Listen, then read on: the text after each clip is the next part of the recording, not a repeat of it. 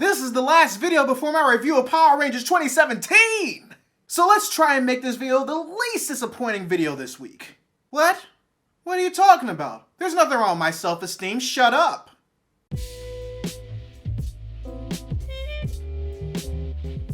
Readers, I know I talked a lot about the original Mighty Morphin Power Rangers over the course of this month. So much that one could make an educated guess that this entire month's worth of videos was dedicated to Power Rangers. Which is absolutely silly. I have no idea where you might have gotten that idea from. And whereas I touched a bit on what some of the previous Power Rangers actors have been up to, I haven't really gone that far in depth regarding what some of them have been up to ever since they turned in their spark-bleeding onesies and their motorcycle helmets. Why? Because that job is incredibly intimidating for just one person. So I decided to enlist some help in order to share the load. Hey, Scott! Oh, hey, Laurent. You okay, buddy? Oh, yeah, no, I'm fine. Ordered a Power Rangers spandex outfit off the internet. It's a bit tight, but I got it all sorted out. Are you sure? Yeah, no, I can't ever take it off, so I'm wearing it under my normal clothes. Forever. So what's up? Well, I have a researchy thing that I have to do, and I know that you usually like to do researchy things. Want to help me do them? Ooh, does it involve Power Rangers?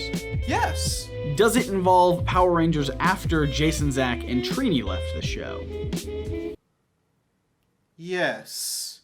Does it involve what some of the replacements, maybe some other well-known actors from the show have been doing or are currently up to since they themselves left the show? How are you doing this? Sounds awesome. I am totally down.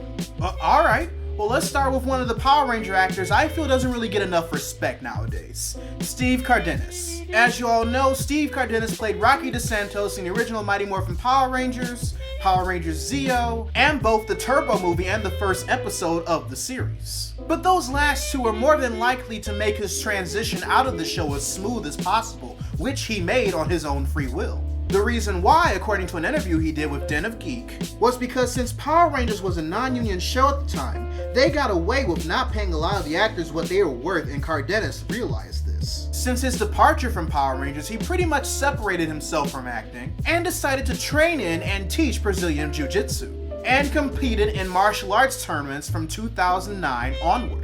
But only recently decided to start making appearances at conventions and whatnot around 2007 and has been continuing to do so to this day. He'll also be returning to acting in the upcoming movie The Order, which I talked more about in a previous video that's available by clicking the card in front of my forehead. You know, if you can see it.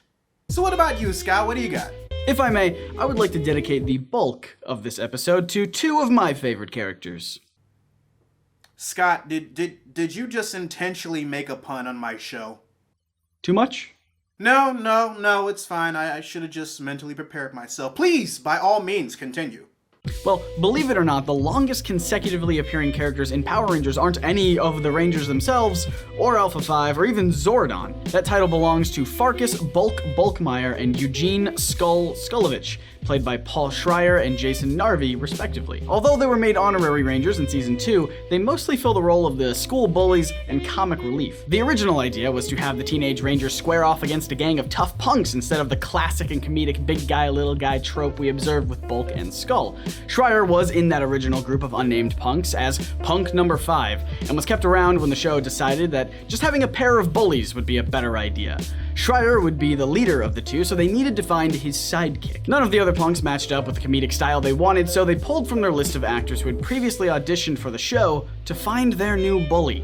Interestingly enough, Jason Narvi was on that list. He had initially auditioned for the part of Billy, the Blue Ranger. He obviously did not get that role, but when they were casting for the second bully, Narvi got a callback. He went from Billy to Bully. But because he was annoyed by the industry at the time, Narvi went into his audition with the idea that he would purposefully act as annoying and obnoxious as he could to make a statement. He would make sure everyone would remember who he was because they would never want to work with him ever again. And this dickish behavior led to him actually getting the part as the Skull to Schreier's Bulk, which, yeah, no, that doesn't sound right. I wasn't going to say anything.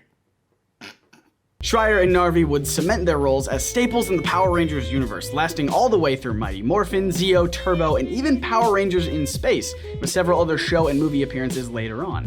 Bulk and Skull were so popular that there was almost a spin-off show just about them. The idea was that the two punks would run a hotel together, with one of the supporting characters being the Mexican Elvis impersonator Elvez. And in order to free the actors up to film the pilot, they had to make an excuse for Bulk and Skull to not appear in person on the main Power Rangers show. This is why in Power Rangers Turbo, the characters became chimpanzees for a bit. Yeah. Oh my god, I remember that. Right? And then they turned invisible, and I just didn't know what was going on with them anymore. Now, to see if this series would be a viable idea, they filmed a short video spin-off with the two characters, mostly consisting of flashbacks to old archived footage from their past misadventures entitled The Good, the Bad, and the Stupid. Unfortunately, it flopped. No one bought it, so the spin-off was canceled, and Bulk and Skull were brought back to the main series as humans. A little ways down the line, the two left the show. Paul Schreier did a few voices for other Power Rangers characters and even directed a few episodes, but most notably for me, he worked on the comic The Red Star as a 3D artist. Always gotta bring it back to comics somehow. Jason Narvi left the show to lead an academic life and to fill his own skull with knowledge. That was dumb. Not the academic life pursuing knowledge. That's all good. My pun was dumb. He received a Bachelor of Arts from Franklin and Marshall College, a Master's from Mary Baldwin College, and a PhD in Theater Studies from the University of California, Santa Barbara. While he appeared in other voiceover work and movies like 2002's Wicked Game with fellow Power Rangers alums like Johnny Yong, Bosch, and even Paul Schreier, Narvi also did some impressive stage performances with the American Shakespeare Center, portraying the titular roles in Henry V, Pericles, and Hamlet. Jason Narvi now currently holds the job of Associate Professor of Theater at Concordia University in Chicago. That's quite impressive. Both Paul Schreier and Jason Narvi will also be in the upcoming film, The Order, because of course they will. It's actually funny that you mentioned Johnny Young Bosch, Scott. Not Johnny Young Bosch Scott, Johnny Young Bosch, Scott. Proper pronunciation is important. Because as far as Adam is concerned, let's just be honest, he's basically the Power Rangers equivalent of Mark Hamill. And I say that because, like Mark Hamill, Johnny's got into the voice acting game as far as anime and video game voiceovers are concerned, and has built up just as much renown. Just about a year after officially leaving Power Rangers as a regular, the anime in question that started his very well-known voice acting career being 1998's Trigun as the main character Vash. Now you can't talk about anime without mentioning Johnny Young Bosch. Whether it's Trigun, Samurai Champloo, Wolf's Rain, Code Geass, or Clorox. And like the other actors mentioned in this video, Johnny Young Bosch is also slated to appear in the upcoming Power Rangers alumni action movie The Order, due out in 2017. So as you can see, readers, despite being Power Rangers alum, a lot of the actors still lead very interesting lives. Perhaps even more interesting than the characters they portray. Nope, you know what? Giant monsters and robots, that's pretty spectacular. So with that, readers, your homework assignment for the day. Write in the comments section below a Power Ranger actor you've always been interested in finding out what they've been up to ever since they turned in their morpher.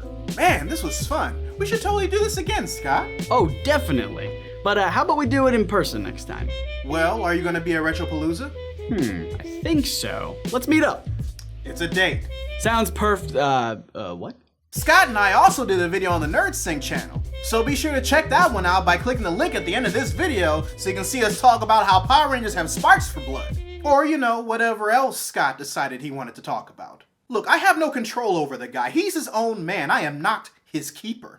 Also, be sure to subscribe to the channel and turn on notifications, because I post new videos every Monday, Wednesday, and every other Friday. But until then, this is Readus 101. Class dismissed.